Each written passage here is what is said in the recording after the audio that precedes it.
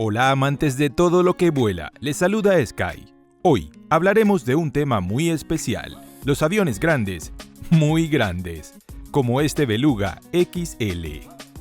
Estas aeronaves son una mezcla de aviones de serie, logística industrial y diseño original, con una pizca de ternura. En este video intentaremos averiguar qué son estas cosas y para qué fueron construidas.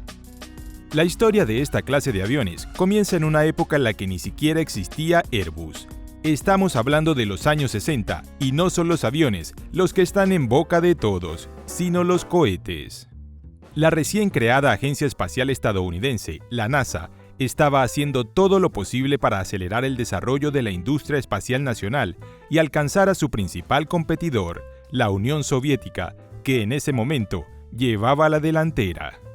La agencia consolidó a todos los grandes fabricantes estadounidenses, construyó infraestructuras y creó nuevos cohetes. El primer gran resultado de este trabajo fue el programa Mercury Redstone 3, que el 5 de mayo de 1961 envió al espacio a Alan Shepard, el primer astronauta estadounidense.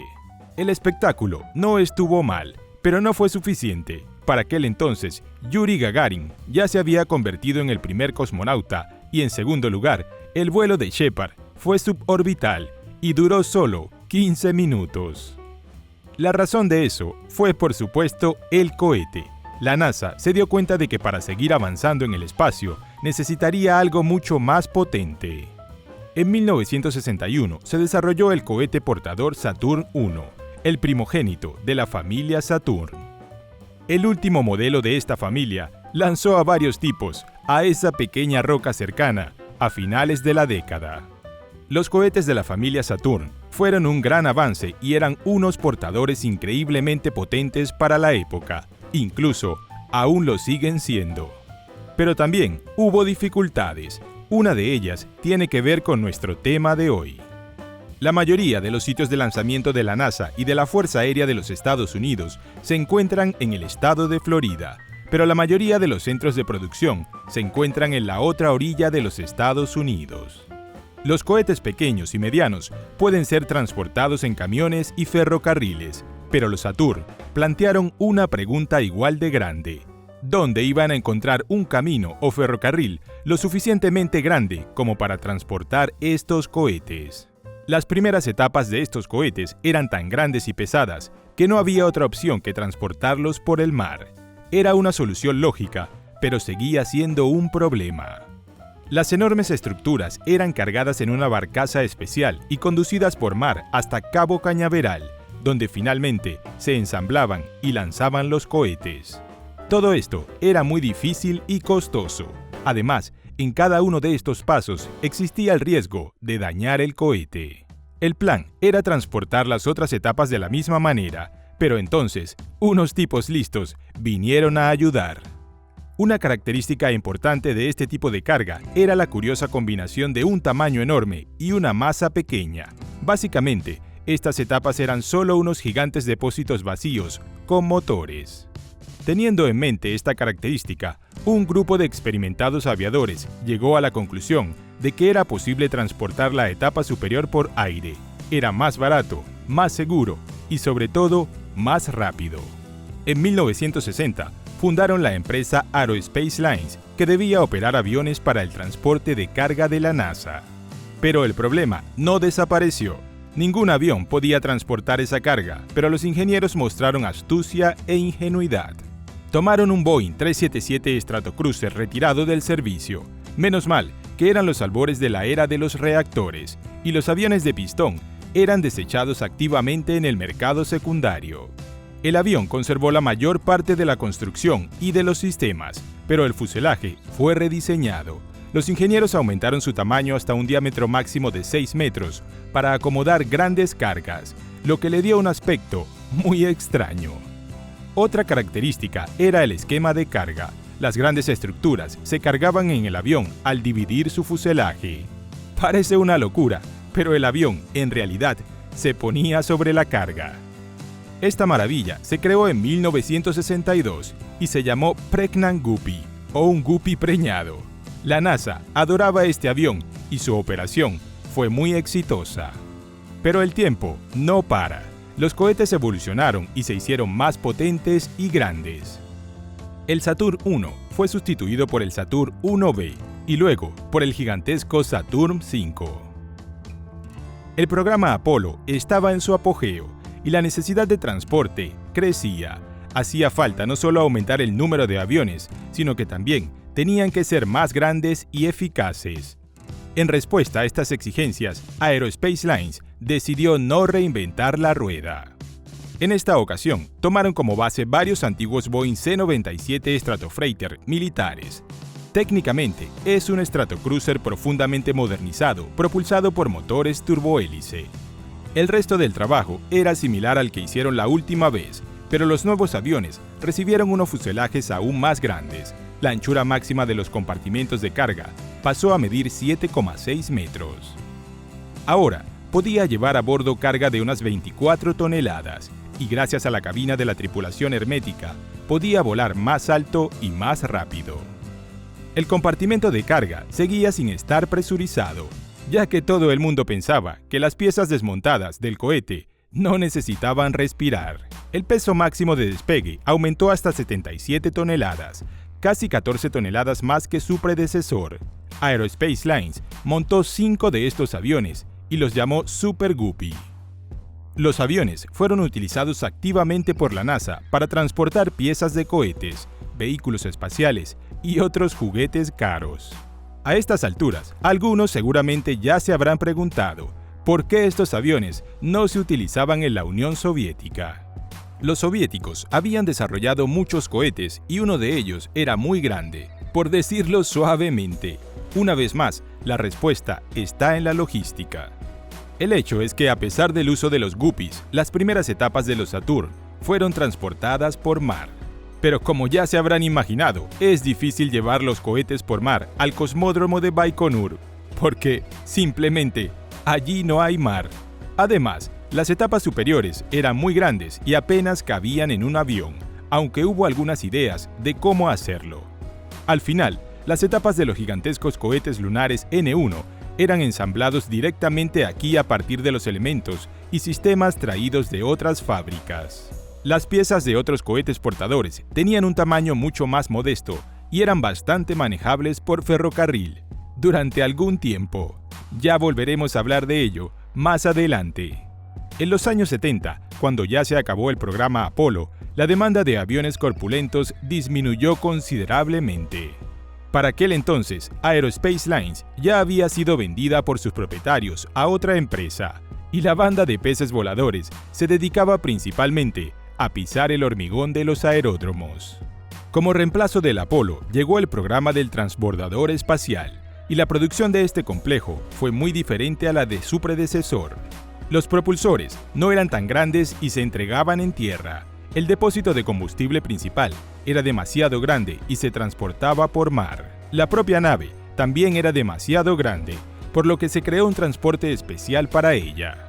Así nacieron las modificaciones del Shuttle Carrier Aircraft sobre la base de 2 aviones Boeing 747-100.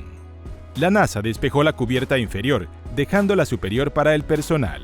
Reforzó la estructura del avión e instaló los soportes para colocar la nave espacial en la parte superior. La principal característica del 747 SCA es la modificación del empenaje con la instalación de 2 estabilizadores adicionales. Eso fue necesario porque resultó que el estabilizador vertical principal, situado exactamente detrás de la nave, perdió eficacia y los estabilizadores adicionales fueron necesarios para devolver la estabilidad al avión. Una aventura similar les ocurrió a los principales competidores de la NASA al otro lado del océano. El programa Energia Buran se convirtió en la madre del transporte espacial más complejo y avanzado de la Unión Soviética, e incluso del mundo. Y su logística de producción fue algo similar a la estadounidense, pero solo hasta cierto punto. A pesar de la similitud externa, estos proyectos no tienen mucho en común. Dado que cerca de Baikonur no apareció ningún mar, y los gigantes Energia y Buran no podían ser transportados por ferrocarril, llegó el momento de recurrir a los aviadores soviéticos. Ellos no desarrollaron el Guppy y decidieron crear modificaciones de los grandes aviones que ya existían. Para transportar grandes secciones de los cohetes, se modificó el bombardero estratégico Myasishchev 3M. Los ingenieros retiraron todos los sistemas militares del avión, reforzaron la estructura, instalaron soportes para colocar la carga en el carenado sobre el fuselaje y también modificaron la cola, sustituyendo el estabilizador central por dos grandes en los extremos del empenaje. La lógica era la misma que en el caso de Boeing. Puede que los sistemas políticos fueran diferentes, pero las leyes de la física son las mismas en todas partes. 3 aviones VMT Atlant manejaron el transporte con bastante éxito, pero se trataba de una solución temporal. Para tener un transporte más eficiente en el futuro, los ingenieros decidieron crear una modificación agrandada del transporte militar pesado AN-124 Ruslan. Y la modificación resultó ser muy amplia. El fuselaje fue ampliado, el cajón del ala fue rediseñado, el tren de aterrizaje se hizo más robusto y bajo el ala se instalaron 6 motores a la vez. La cola del avión siguió el ejemplo de sus predecesores. En lugar del estabilizador central, los aviadores optaron por 2 a cada lado. Así, en 1988 nació el avión de transporte más pesado del mundo, el único en su clase, el AN-225 Mrija. Irónicamente, este avión llegó demasiado tarde. Los preparativos para el primer lanzamiento del Buran se llevaron a cabo sin el AN-225 y tras el primer lanzamiento se detuvo el programa. El Buran fue transportado por el AN-225 varias veces, pero no con fines operativos. Aunque su singularidad tuvo buenos resultados, el AN-225 sigue volando a día de hoy, complaciendo a los spotters de todo el mundo. Bueno, ahora podemos dejar el espacio y volver a nuestras criaturas marinas. A principios de los años 70, la fusión de varias empresas europeas de aviación dio lugar al nacimiento de Airbus Industrie, y poco tiempo después, su primer avión de pasajeros, el A300, realizó su vuelo inaugural. Por extraño que parezca, el A300 tiene similitudes con los cohetes Saturn. En términos de producción, por supuesto. Como ya he dicho, el montaje final de los cohetes gigantes se realizaba en Florida antes del lanzamiento y las fábricas estaban repartidas por todo el país. El montaje final del A300 se llevó a cabo en Toulouse y las fábricas que producían sus piezas también estaban dispersas por Europa. Aquí también influye la política. Los mayores participantes de la corporación eran Francia, Reino Unido y Alemania. Y por supuesto, cada país quería desempeñar un papel importante en el proyecto. Los franceses se encargaban del montaje final, pero los alemanes y los británicos se reservaban las grandes piezas. El A300 es un avión de gran tamaño, por lo que no todas sus secciones y alas podían transportarse fácilmente por tierra. El mar y los ríos tenían su lugar en la logística, pero no cubrían todas las necesidades. Entonces, los europeos se acordaron del viejo Super Guppy. Estos aviones se utilizaron de forma bastante activa en el transporte de las piezas de los aviones Airbus en la década de 1970 y 1980. Los Super Guppies tenían un gran rendimiento, el tiempo de transporte era mínimo, la planta motriz turbohélice hacía que el avión fuera bastante económico y los proveedores y las líneas de montaje se ahorraban mucho dinero en grandes almacenes. Las piezas llegaban justo cuando se necesitaban y a tiempo. Simplemente genial. Aunque no era un gran motivo de regocijo, porque estos transportes se hacían sobre la base de aviones Boeing, los chicos de Seattle se reían diciendo que los aviones de Airbus se estaban creando en las alas de Boeing. Sin embargo, para finales de los años 80, los aviones, ya veteranos, creados sobre la base de los antiguos Stratofreighters, no podían satisfacer las exigencias de la época. La intensidad de la operación creció y la cooperación se amplió. Además, tras tomarse un descanso de los gigantes de fuselaje ancho y crear la familia de aviones de fuselaje estrecho A320, Airbus volvió a lanzarse al ataque en el nicho de los grandes aviones. La corporación europea decidió crear sus nuevos aviones insignia, el A330 y el A340, lo que significaba que necesitarían un transporte más eficiente. Se evaluaron muchas opciones. Al principio, por supuesto, surgió una pregunta lógica. ¿Por qué no usar los aviones de transporte pesado C-5 Galaxy, C-17 Globemaster III, AN-124 y por supuesto, el AN-225. Pero en realidad, estas aeronaves nunca fueron realmente una opción.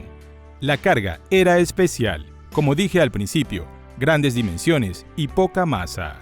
Todos los aviones militares fueron creados con el objetivo contrario, transportar cargas relativamente pequeñas, pero pesadas. En primer lugar, equipos militares. Los elementos que Airbus necesitaba transportar, sencillamente, no cabrían en tales aviones. La instalación en la parte superior tampoco era una opción. Cuando se trata del transporte de transbordadores espaciales, no es un problema. Pero el transporte constante e intensivo con carga y descarga sería una pesadilla logística con esta opción. Así que decidieron tomar el concepto del Super Guppy y escalarlo para satisfacer los nuevos requisitos y exigencias. Los ingenieros tomaron el avión de pasajeros A300-600R como base del futuro transporte.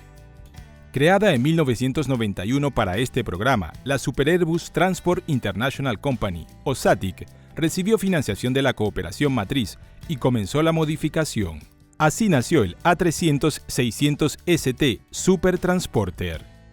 Al igual que el Guppy, la mayor parte del diseño y la planta motriz recibieron cambios mínimos, pero la parte superior del fuselaje recibió un diámetro de unos 7 metros y una longitud de 37,7 metros. Y sí, la cola fue sometida a cambios ya estándar para un avión de este tipo.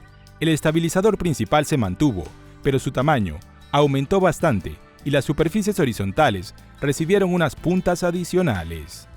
Otro reto era el sistema de carga y descarga. Hacía falta agilizar este proceso al máximo.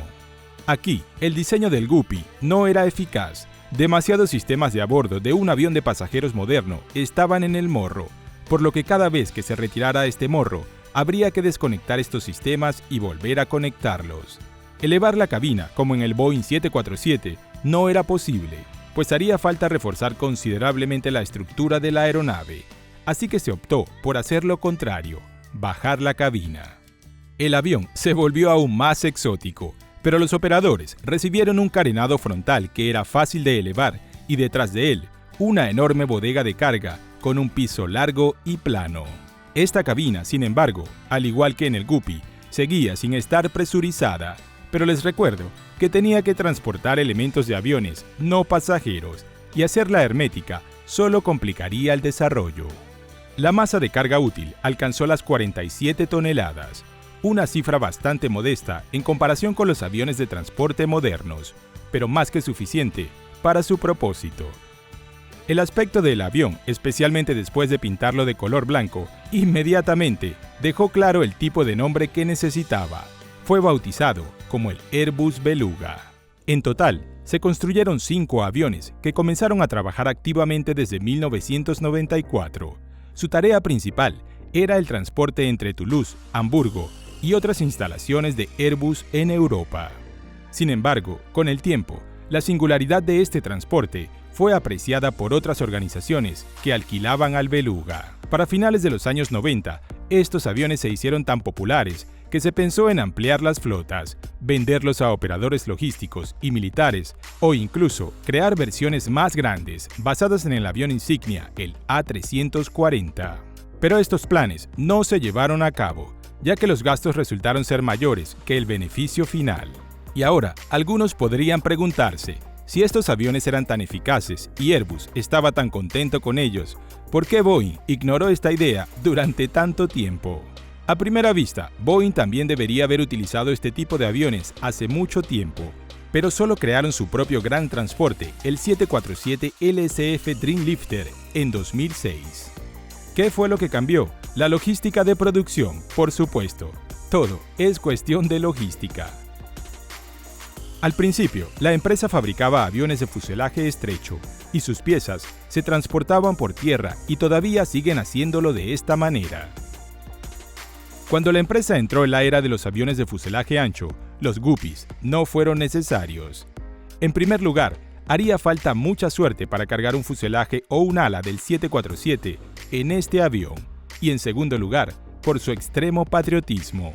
A diferencia de Airbus, la mayor parte de los centros de producción de Boeing se encontraban en un solo país, en Estados Unidos, y a diferencia de la NASA, sus centros de producción de aviones se encontraban no solo en el mismo país, sino en torno a una sola ciudad, Seattle. El Boeing 747 y sus seguidores, de hecho, fueron creados completamente en Everett, cerca del lugar donde William Boeing, en su día, fabricó sus primeros aviones. Esta es una de las razones que hacen que su planta allí sea tan grande. Casi todo se hizo bajo su techo. Pero los tiempos cambian. La cooperación fue más allá de Estados Unidos y saltó los océanos.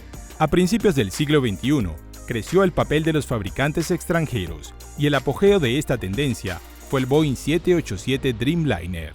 Durante la producción de este avión, los contratistas comenzaron a fabricar grandes elementos de la estructura y luego fue necesario transportarlos.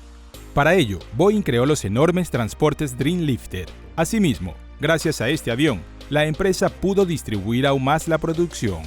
Justo con la planta de Everett, el ensamblaje de los 787 comenzó en una nueva planta en Charleston, Carolina del Sur, en la otra punta del país. Y aquí, ya estamos en el siglo XXI. Es el momento de una nueva generación de aviones insignia. En Europa, el A330 ya no es el avión de línea más nuevo y el A340 se ha jubilado.